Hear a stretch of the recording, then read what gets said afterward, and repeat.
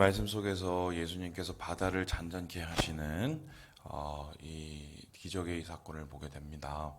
오늘 이 기적의 사건을 여러 가지로 이제 학자들이 해석을 하지만 가장 대표적인 해석은 예수님께서 오늘 이 사건을 통해서 자신 누구이신지를 드러내셨다는 겁니다. 즉 이런 건데요. 이 산상수훈에서 예수님께서 이 십계명을 해석하시면서 하나님의 말씀을 이제 나타내시지 않습니까?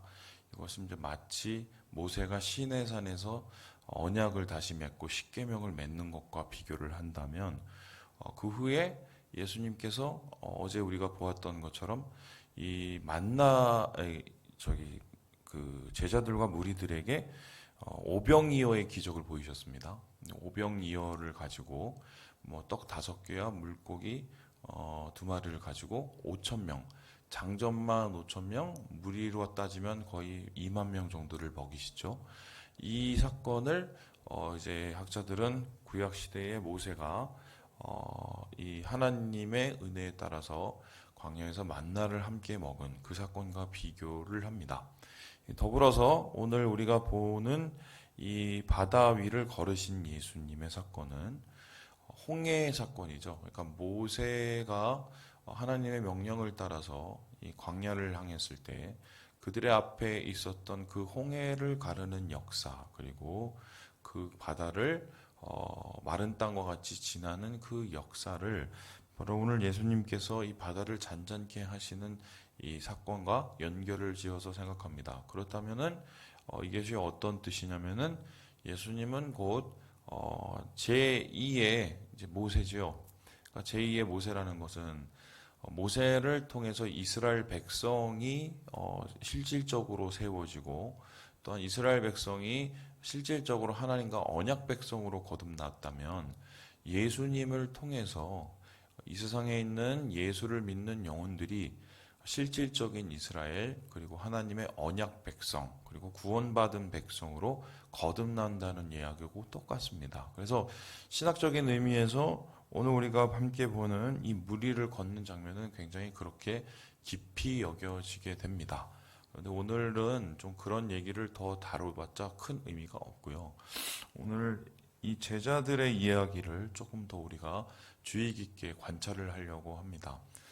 지금 제자들이 당하고 있는 낭패, 그 낭패 속에서 제자들의 모습, 그리고 그 낭패 속에서 제자들이 깨닫는 교훈, 뭐 이것을 통해서 이 세상 속에서 예수를 쫓아가는 우리들이 당하는 세상의 파도와 세상의 어려움과 또한 그것 속에서 하나님께서 주시는 우리에 대한 교훈과 이 지혜가 무엇인지를 우리가 이어보며 우리가 살펴보겠습니다. 자, 그렇다면 우리 말씀을 한번 들어가 보도록 하지요. 예, 우리 함께 우리 24절의 말씀을 같이 한번 읽어보겠습니다. 24절입니다. 시작. 배가 이미 육지에서 수리나 떠나서 바람이 거스름으로 물결로 말미암아 고난을 당하더라. 오늘 우리가 처음 보는 것은 무엇이냐면 예수님을 쫓아도 풍랑을 만날 수 있다는 것입니다. 더 정확하게 표현하면 예수님을 쫓아서 풍랑을 만난 것과 마찬가지입니다. 22절에 보니까요, 예수님께서 제자들을 재촉하십니다. 재촉하신 이유가 뭐냐면 지금 오병이어의 사건 이후에 사람들이 미쳐서 예수님을 붙잡고 왕으로 세우고 로마에 대항하는 나라를 세우려고 그랬어요.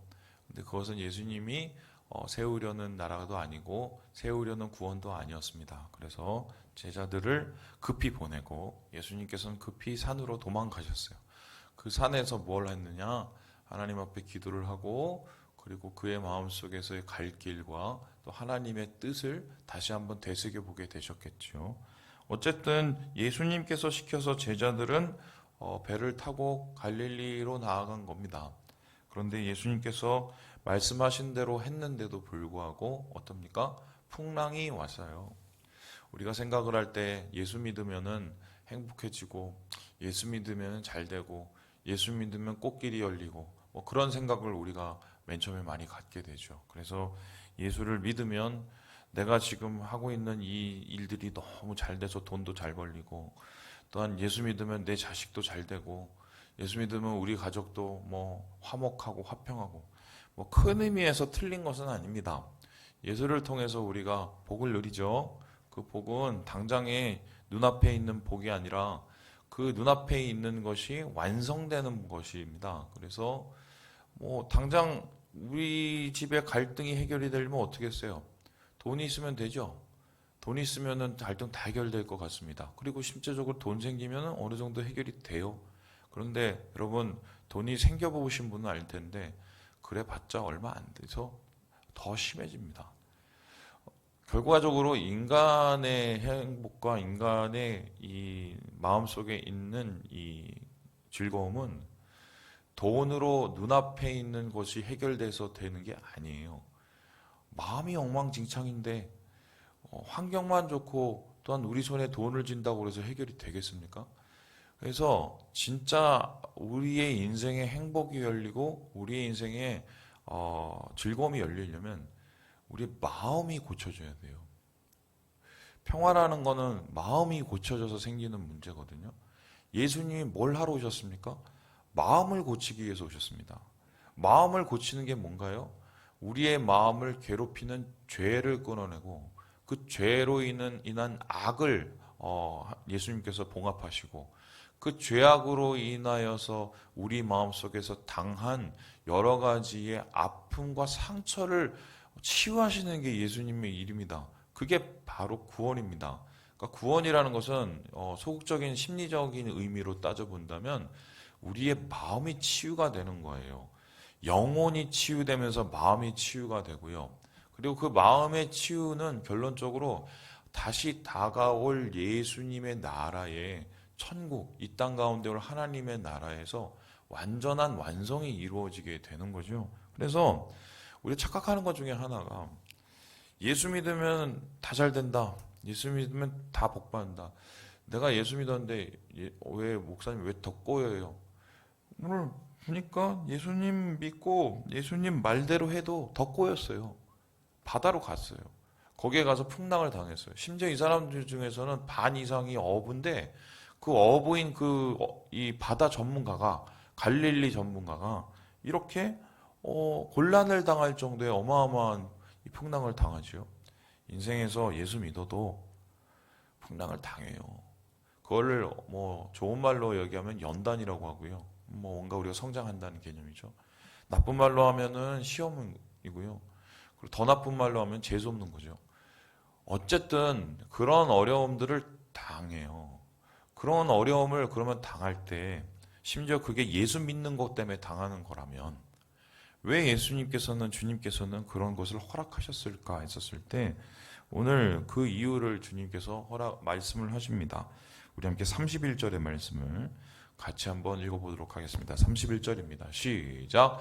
예수께서 즉시 손을 내밀어 그를 붙잡으시며 이르시되 믿음이 작은 자여 왜 의심하였느냐 하시고. 우리가 시험과 어려움 속을 당했었을 때 제일 먼저 나타나는 게 뭐냐?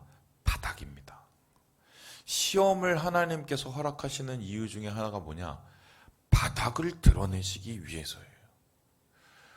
그 바닥에는 무엇이 있었습니까? 제자들의 바닥에는 믿음 없음이 있었습니다. 오늘 제자들이 두려워 떨고 고난을 당합니다.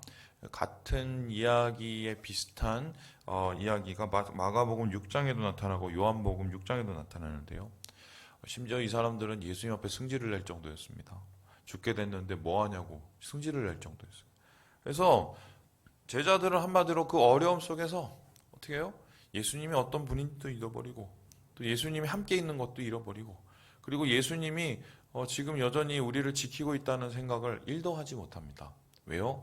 시험 속에서 바닥이 드러나기 때문이에요. 그래서 우리가 주변에 있는 분들 중에 어려움을 당하고 있는데 그 어려움 속에서 또 우리 신앙을 한때는 굉장히 좋았던 분이 어려움을 당하면서 막 진짜 엉망진창이 되죠. 그걸 우리가 욕할 필요가 없어요. 왜요? 하나님이 저분의 바닥을 드러내시는구나. 목사님, 저분이 옛날에 안 그랬는데 요즘에 이상해졌어요. 아니에요. 원래 그랬던 거예요. 그 바닥이 잘 안 드러나는 겁니다. 여러분 생각을 해보세요. 흙탕물을 보세요. 흙탕물도 가만히 놔두면 맑아집니다. 그죠? 근데 그 흙탕물을 누군가 흔들어대면 어떻게 해요? 완전히 온통 진흙물이 돼버리죠. 흙탕물이 돼버려요. 마찬가지로 우리가 때때로 흙탕물처럼 멀쩡하게 보이는 것 같으나 우리 밑에서의 바닥에 여전한 불신과 불신앙이 꿈틀꿈틀 되거든요. 욕심이 꿈틀대거든요. 죄악의 본성이 꿈틀대거든요. 시험을 통해서 그게 드러납니다. 특별히 예수님께서는 오늘 베드로의 이 모습을 가리켜서 제자들을 가르치시는데요. 믿음이 작다라고 했습니다. 왜 의심하였냐고 말합니다. 여기서 중요하게 이 작다라는 말이 어떤 뜻이냐면요. 믿음이 거의 없다라는 말과 똑같습니다. 그러니까 얼마나 이게 충격적이었겠어요. 이 베드로는 제자들 중에서 예수님을 가장 잘 따랐고 제자들은 지금 예수님과 먹고 자고를 지금 몇 년을 같이 했단 말입니다. 그러한 제자들에게 그러한 수제자 베드로에게 너는 이렇게 믿음이 거의 없니? 라고 말할 정도의 수준으로 그들의 바닥은 그 모양이었어요. 자, 그렇다면 왜 예수님께서는 그냥 좀 잘 지내고 그러지 왜 굳이 어렵게 만들라고 바닥을 다 드러내시는 거야? 질문을 해볼 수 있습니다. 그런데 제가 앞서 얘기했듯이 뭐예요? 고치려면 아픈 줄 알아야죠. 몸이 아픕니다. 몸이 아프면 어디가 아픈 줄 알아야죠. 골마 터져야 거기에 통증이 있어야 그 고름을 짜냅니다. 그죠?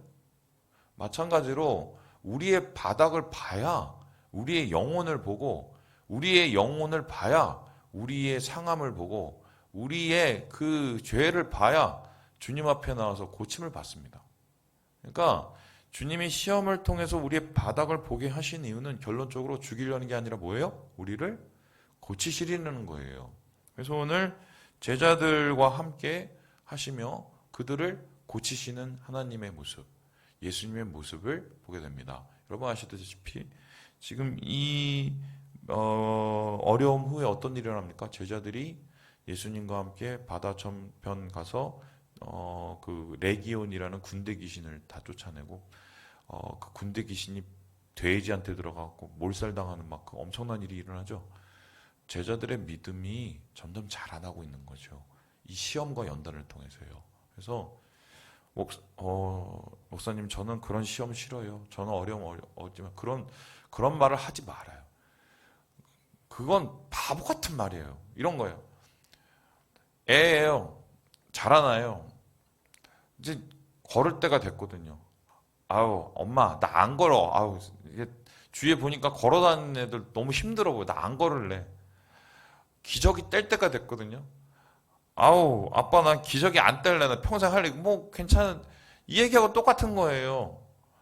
항상 어떻게 우리가 야문 거를 먹어야지 항상 죽 먹고 살 수가 있겠어요. 신앙의 성장을 해야 되는데 그러려면 바닥이 드러나야 되는데 그래서 오늘 주님께서 이들에게 어려움을 허락하시면서 이들의 바닥을 드러내시고 이들에게 믿음의 성장으로 이끌어 가시는 모습을 보게 됩니다. 두 번째로 왜 이런 어려움과 이런 시험이 이들에게 허락되었을까? 우리 함께 33절의 말씀을 같이 한번 읽어보겠습니다. 우리 33절입니다. 시작. 배에 있는 사람들이 예수께 절하며 이르되 진실로 하나님의 아들이로소이다 하더라.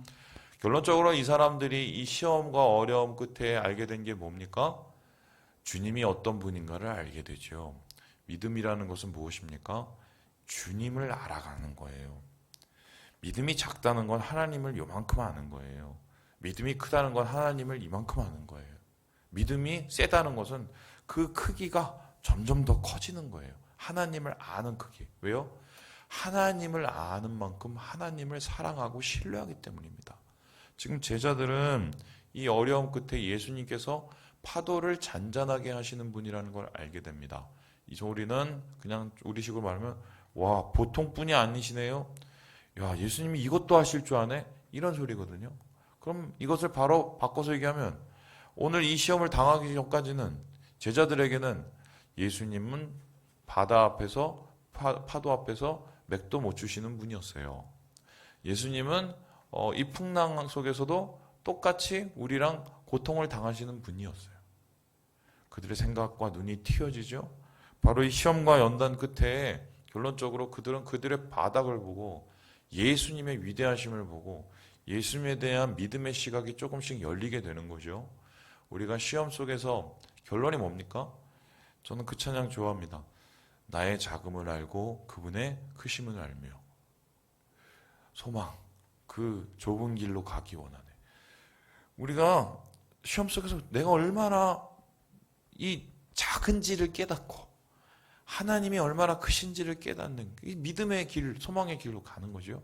오늘 제자들은 그렇게 예수님의 그리스도 되심, 예수님의 하나님의 아들 되심을 그제서야 첫 발을 떼면서 이제 알게 된 거예요. 마지막으로 이 제자들이 이 시험 속에서 얻게 되는 것은 무엇입니까? 예, 우리 함께 25절의 말씀을 같이 한번 읽어보겠습니다. 25절입니다. 시작. 밤 사경에 예수께서 바다 위로 걸어서 제자들에게 오시니.